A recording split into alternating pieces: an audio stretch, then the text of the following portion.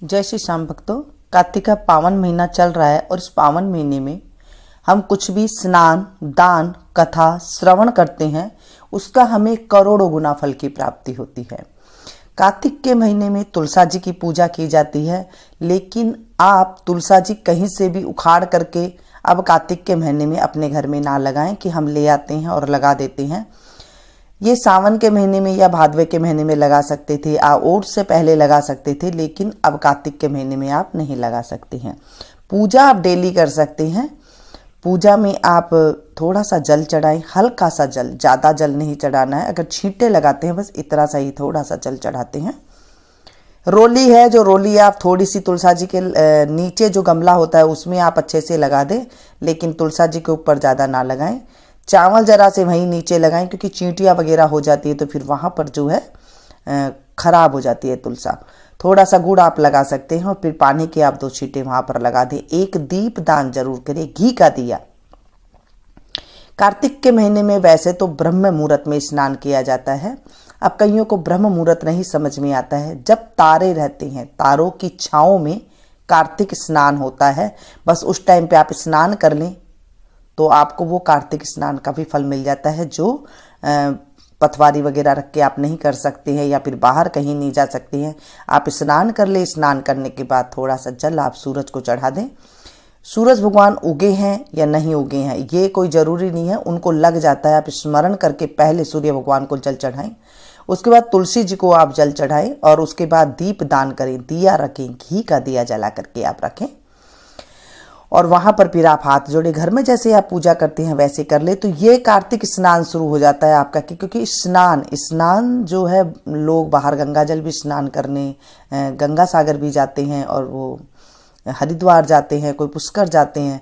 जहाँ पर भी तीर्थ स्थान में स्नान करने के लिए जाते हैं, आप घर बैठे ऐसे स्नान कर लीजिए जैसे मैंने पहले बताया था।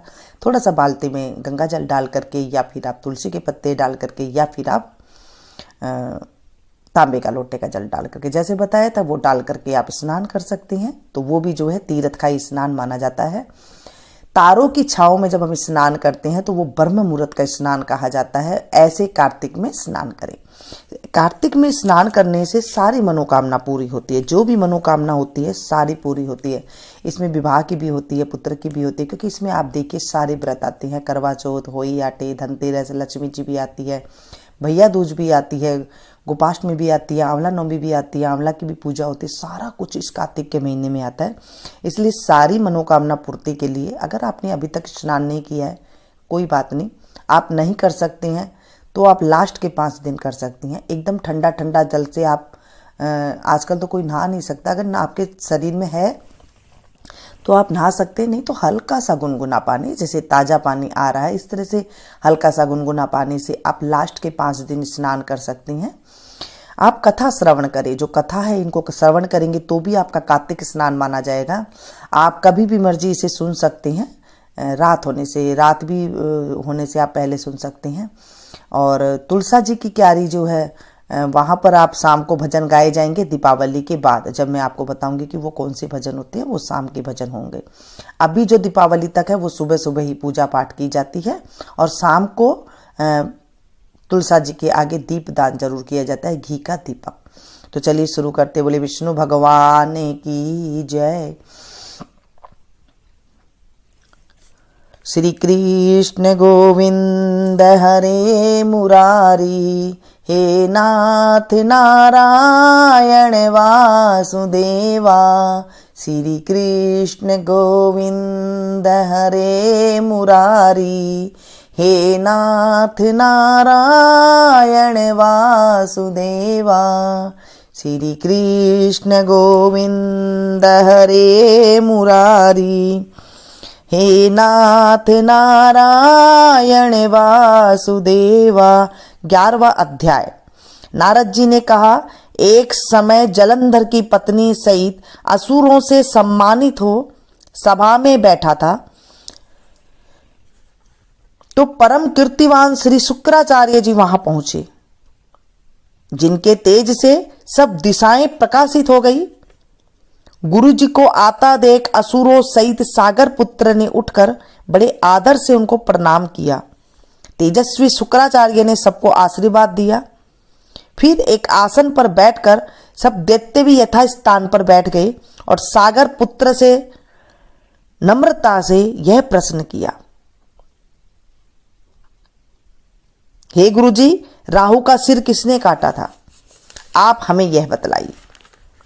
इस पर श्री शुक्राचार्य जी ने विरोचन पुत्र हिरण्यकशिपु और उसके धर्मात्मा पुत्र का परिचय देकर देवताओं और असुरों द्वारा समुद्र मंथन को संक्षेप में सब कथा कहकर यह बतलाया कि जब समुद्र से अमृत निकला था तो उसे देव रूप से राहु पीने चला। इस पर इंद्र के पक्षपाती भगवान विष्णु ने राहु का सिर काट डाला। यह सुनने के साथ ही जलंधर के नेत्र लाल हो गए। उसने बड़ा क्रोध किया। फिर अपने धस्मर नामक दूत को बुलाकर गुरु को कहा, हुआ सब वृतांत सुनाया और उसे यह आज्ञा दी, तुम शीघ्र ही इंद्रपुरी में जाकर इंद्र को मेरी शरण में लाओ। धस्मर जलंधर का बड़ा निपुण दूत था। वह शीघ्र ही इंद्र का सुधर्मा नामक सभा में जा पहुंचा और जलंधर के शब्दों में कहा, हे देवता धाम, तुमने समुद्र को क्यों मथा और मेरे पिता के सब रत्नों को क्यों ले लिया? ऐसा करके तुमने अच्छा नहीं किया। यदि तू अपना भला चाहता है तो उन सब रत्नों सहित देवताओं के साथ मेरी शरण में आ, अन्यथा हे सुधारा, हे सुराधम, मैं सत्य कहता हूं कि तेरा राज्य ध्वंस हो जाएगा। इस पर इंद्र बहुत विस्मित हुआ और कहने लगा, पहले सागर ने मेरे भय से सब पर्वतों को अपनी कुक्षी में क्यों स्थान दिया और मेरे शत्रु दैत्यों की क्यों रक्षा की?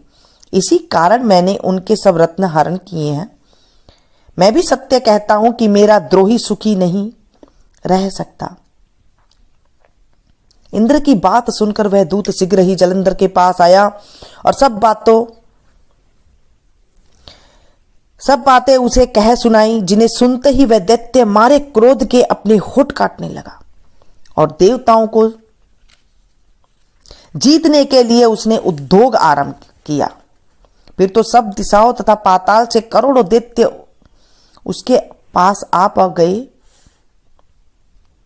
शुंभ निशुंभ सेनापतियों को साथ लेकर जलंधर इंद्र से युद्ध करने लगा। शीघ्र ही इंद्र के नंदन वन में उसने अपनी विशाल सेना उतार दी। वीरों की शंख ध्वनि और घोर गर्जन से इंद्रपुरी गूंज उठी। अमरावती छोड़ देवता उनसे युद्ध करने चले। भयानक मार काट हुई। दोनों पक्षों के आचार्य अपने अपने मृतकों को जिलाने लगे। असुरों के आचार्य गुरु शुक्र अपनी मृत संजीवनी विद्या से और देवगुरु बृहस्पति द्रोणागिरी से औषधि लाकर मुर्दों को जिलाते रहे। इस पर जलंधर ने अपने गुरु शुक्राचार्य जी से क्रुद्ध होकर कहा, मेरे हाथ से मरे हुए देवता जी कैसे जाते हैं? जिलाने वाली विद्या तो सब आपके पास ही है, फिर यह क्या बात है? इस पर श्री शुक्राचार्य ने देवगुरु श्री बृहस्पति जी के द्वारा द्रोणागिरी से औषधि लाकर देवताओं को जिलाने की बात कह दी। यह सुनकर जलंधर और भी क्रुद्ध हो गया। श्री शुक्राचार्य जी ने कहा, क्रुद्ध क्यों होते हो?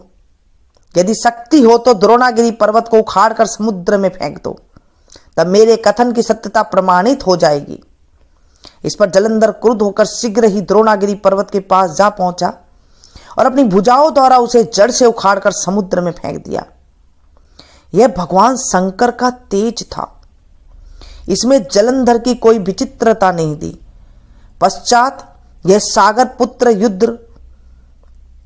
युद्ध भूमि में आकर बड़े वेग से देवताओं का संहार करने लगा।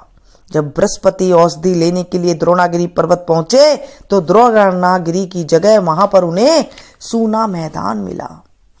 तो वह भयभीत होकर देवताओं के पास आए और कहा कि युद्ध बंद कर दो, तुम लोग अब जलंधर को नहीं जीत सकोगे। पहले इंद्र ने जो भगवान शंकर का अपमान किया था, यह उसी का फल है। यह सुनकर देवता युद्ध की आशा त्याग अत्यंत ही व्याकुल हो इधर उधर भाग निकले। सिंधु सुत निर्भय होकर अमरावती में प्रविष्ट हो गया।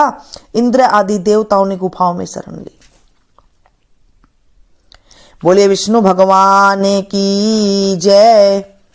आज हमने 11वां अध्याय का पाठ का स्मरण किया है और अब हम राम कथा का स्मरण करेंगे। भगवान श्री राम, लक्ष्मण और सीता जी पिता दशरथ जी की आज्ञा पालन करने के लिए वनवास चले। रास्ते में सारे तीर्थ गंगा, जमुना, गोमती वगैरह में तर्पण किया। वन में फल फूल कंद मूल खाकर जीवन यापन करते थे। कार्तिक माह एकम को राम जी की आज्ञा से लक्ष्मण जी कंद मूल तोड़कर लाए और सीता जी के आगे रख दिए। सीता जी ने उनकी 4 पतले बनाई। लक्ष्मण जी पूछने लगे, माता जी आपने 4 पतले किस लिए बनाई है? सीता जी बोली, 1 पत्तल राम जी की, 1 पत्तल लक्ष्मण जी की, 1 पत्तल गौ की माता की और 1 पत्तल मेरी। राम और लक्ष्मण जी ने अपनी अपनी पत्तल तो उठा ली और एक गौ माता के आगे रख दी। सीता जी ने अपनी पत्तल नहीं उठाई और न ही गौ माता ने। राम जी ने सीता जी से पूछा, आपने फलाहार क्यों नहीं किया? तब सीता जी ने कहा, मेरा तो राम कथा कहने का नियम है, राम कथा कहने से पहले मैं फलाहार नहीं करूंगी। तब राम जी ने कहा, राम कथा मुझे सुनाओ। सीता जी बोली, आप तो हमारे पतिदेव हैं, आपको राम कथा कैसे सुनाऊं? लक्ष्मण जी बोली, माता जी लक्ष्मण जी बोले, माता जी तब आप राम कथा मुझे सुना दीजिए। सीता जी बोली, आप तो शादीशुदा देवर है, औरतों की बातें औरतें ही जाने। तब लक्ष्मण जी सोच लगे, वन में औरतें कहां से आएगी? तब लक्ष्मण जी ने धरती पर माया नगरी बसा दी। उस नगरी में सभी चीजों जैसे महल, मालिन, बर्तन, कपड़ा, काम करने की सभी चीजें सोने की थी। उस नगरी का नाम सोने की नगरी रख दिया गया। इस सोने की नगरी में आदमी और औरतें सभी को काफी गर्व था। कोई भी व्यक्ति गरीब नहीं था। राजा से लेकर भंगी तक गर्व में पागल थे। सीता जी कुएं पर गई, वहां पनिहारियां पानी भरने आई थी। उनका मटका, झालर और ईंडनी तीनों सोने की थी। सीता जी कुएं पर बैठी औरतों से राम राम बोली तो किसी भी औरत ने राम राम का जवाब नहीं दिया, क्योंकि वे तो सभी गर्व में डूबी हुई थी। थोड़ी देर में एक डाबड़ी आई और सीता जी ने उसे भी राम राम किया। वह बोली, तुम हमारी राम कथा सुन लो। डाबड़ी बोली, आपकी राम कथा नहीं सुनती, मैं तो अपने घर को जा रही हूं। सीता जी बोली, मेरे राम लक्ष्मण भूखे हैं। डाबड़ी बोली, कौन से राम लक्ष्मण, मैं तो घर को जाती हूँ, मुझे तो मेरी माँ बुला रही है। इतना कहकर डाबड़ी अपने घर चली गई। सीता जी को गुस्सा आ गया। पूरे सोने की नगरी पीतल की हो गई। डाबड़ी की माँ ने पूछा, जेवर, मटका, ईंडनी सब खोटी कहाँ से कर लाई? डाबड़ी ने कहा, मुझे पता नहीं, मैं तो पहने हुए गई थी, वही लेकर आई हूं। पर कुएं पर एक सुंदर सी तपस्विनी बैठी हुई है, उसने कहा कि मेरी राम कथा सुनो, परंतु मैंने मना कर दिया, जिससे उसने कुछ टोटका कर दिया है तो मालूम नहीं। मां बोली, जाओ उसकी राम कथा सुनाओ। तो तपस्विनी नहीं, वो तपस्विनी नहीं है, वो तो सीता जी है। वापस जाओ, अपने घर में रिद्धि सिद्धि हो जाएगी। अपनी तो पूरी नगरी ही पीतल की हो गई है। डाबड़ी बोली, मैं तो वापस नहीं जाती। इतने में बेटे की बहू आ गई। उसने कहा, आपकी आज्ञा हो तो सीता जी के दर्शन कराऊं और राम कथा सुनाऊं। सासू बोली, जा बेटी, सीता जी की राम कथा सुना, गहना कपड़ा सब पीतल का ही पहन जा। बहू कुएं पर जाकर बैठ गई, खाली मटका पानी लेकर भरे और फिर खाली करे। यह देख सीता जी बोली, तुम्हारे घर में कोई काम नहीं है क्या? बहू बोली, माता जी मैं तो सब कार्य निपटा करके आई हूँ। तब सीता जी बोली, तूने मुझे माता जी कहा है, यह सुन मेरा मन खुश हो, हर्षित हो रहा है। अगर समय हो तो मेरी राम कथा सुन ले। बहू बोली, माता जी आप राम कथा सुनाइए, आपकी राम कथा सुनकर ही मैं घर आ जाऊंगी। चंदन की चौकी, मोतियों का हार, राम कथा हमारे गले का हार, राम ध्याऊं, राम मनाऊं, राम कहे तो परदेस जाऊं। सीता जी ने कहा, तूने मेरी इज्जत रखी, भगवान तेरी इज्जत रखेंगे। हमारी मृत्यु लोक में तूने सहायता की है, भगवान तेरी स्वर्ग लोक में सहायता करेंगे। सीता जी ने राम कथा सुनानी शुरू की। बहू राम कथा सुनने लगी। आओ राम, बैठो राम, जल भर झारी लाई राम, कीकर की दातुन लाई राम, ठंडा जल भर लाई राम, सह परिवार पधारो राम, जुगला टोपी पहनो राम, कड़ा की लंगी पहनो राम, मक्खन मिश्री लाई राम, मक्खन मिश्री खाओ राम, स्वर्ण सिंहासन लाई राम, स्वर्ण सिंहासन विराजो राम, झालर टिकोरा लाई राम, झालर टिकोरा बजाऊं राम, स्वंक ध्वनि लाई राम, झुकझुक पाम लागू राम, निखरता रोमन मोहे राम शरण अपनी ले लो राम, दूध कटोरा लाई राम, सीता चरण दबाए राम, सुकुवर सेज सो राम, झालर पंखा ढोलो राम, हमें राम तुम्हें राम, रोम रोम में बसो श्री राम, घट घट में विराजो राम, मुख में तुलसी बोलो राम, खाली बैठे क्या काम, जब बोलो जय जब राम ही राम, बोलो पंछी राम ही राम, पुण्य हुए सब काम, मेरा चिरंजी लाई राम, रुच रुच भोग लगाओ राम, खट्टा मीठा चखो राम, चरखा परखो लाई राम, चरखो परखो चखो राम, जो भाए सो ले लो राम, मन में धोखा रखना न राम। राम कथा पूर्ण हुई तब सीता जी बोली, तुमने हमारी राम कथा सुनी, हमारी सहायता की, तुमने हमारे भूखे राम लक्ष्मण को खाना खिलवाया, भगवान तुमको स्वातो स्वर्ग का सुख देगा। सीता माता का आशीर्वाद ले बहू अपने घर को जाने लगी तो सीता जी ने अपने गले का हार उतार कर बहू को पहना दिया। बहू अपने घर जाकर सासू जी से बोली, मेरा मटका सिर से उतारो। सासू जी बोली, हे बेटी, हीरा पन्ना का गहना, कपड़ा और मटका, सिर का झालर, ईंटनी हीरे से झिलमिला रही हैं, ये सभी चीजें तू कहां से ले आए? राजा जी सुनेंगे तो दंड देंगे। बहू बोली, मैं तो सीता जी से उनकी राम कथा सुनकर आई हूं, उनकी कृपा से ही सब हुआ है। सासू बोली, ठीक है, रोज तुम राम कथा सुनाया करो। बहू रोज सीता जी के पास जाकर राम कथा सुनने लगी। सुनते सुनते 1 बरस गुजर गया। तब बहू ने कहा, सीता जी कहानी का उद्यापन बताओ। सीता जी बोली, 7 लड्डू 1 नारियल लेना और फिर उनके 7 भाग करना, एक भाग मंदिर में चढ़ाना, मंदिर बनाने का जितना फल मिलेगा 1 भाग तालाब में चढ़ा देने से तालाब खुदवाने का जितना धर्म होगा, 1 भाग भागवत पर चढ़ाने से भागवत सुनने का जितना फल मिलेगा, 1 भाग तुलसी पर चढ़ाने से तुलसी की शादी करने जितना फल मिलेगा, 1 भाग कुंवारी कन्या को देने से कन्यादान करने का फल मिलेगा, 1 भाग ब्राह्मण को देने से ब्राह्मण को खाना खिलाने का जितना फल मिलेगा, 1 भाग सूर्य भगवान को चढ़ाने से 33 करोड़ देव देवताओं को भोग लगाने का जितना फल मिलेगा।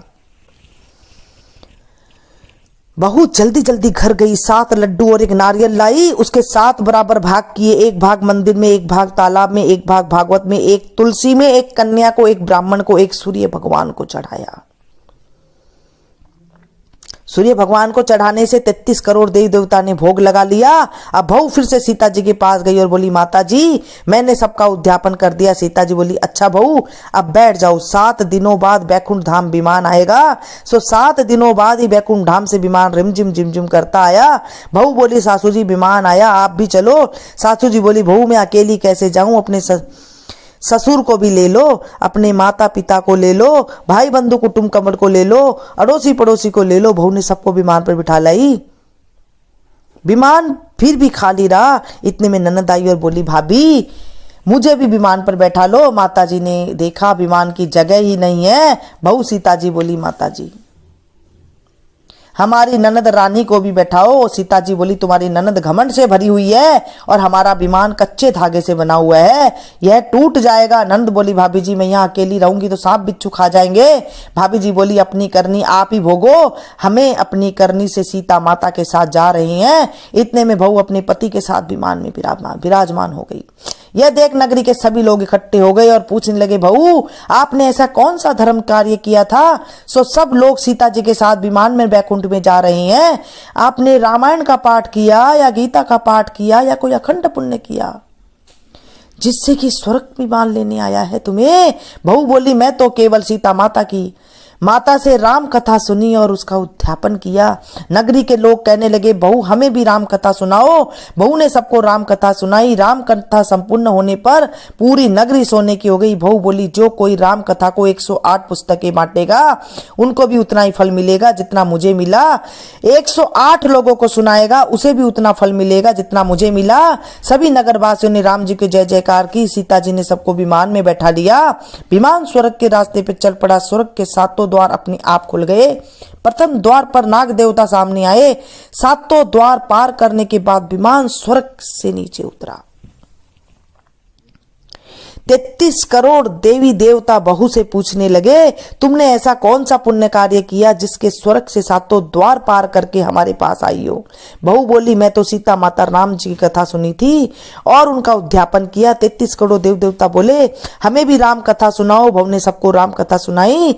बहू ने कहा, राम ध्याऊं राम मनाऊं, राम कहे तो परदेश जाऊं। सभी देव देवता सीता माता की जय जयकार करने लगे। आप भी सब मिलकर बोलो, जय श्री राम, जय श्री राम, सीता माता की जय हो। बोले रामचंद्र जी की जय हो। कार्तिक के महीने में राम कथा जरूर सुननी चाहिए, इससे हमारे जीवन में स्वर्ग की प्राप्ति होती है। इस कथा को ज्यादा से ज्यादा शेयर करें अपने जानने पहचानने वालों के पास, व्हाट्सएप पे, फेसबुक पे, तो आपको भी कथा सुनाने का फल मिलेगा और इतना ही सुख मिलेगा। बोले विष्णु भगवान की जय। मिलती हूँ फिर से एक नई कथा के साथ, नई जानकारी के साथ। तब तक आप लोग देखते रहिए।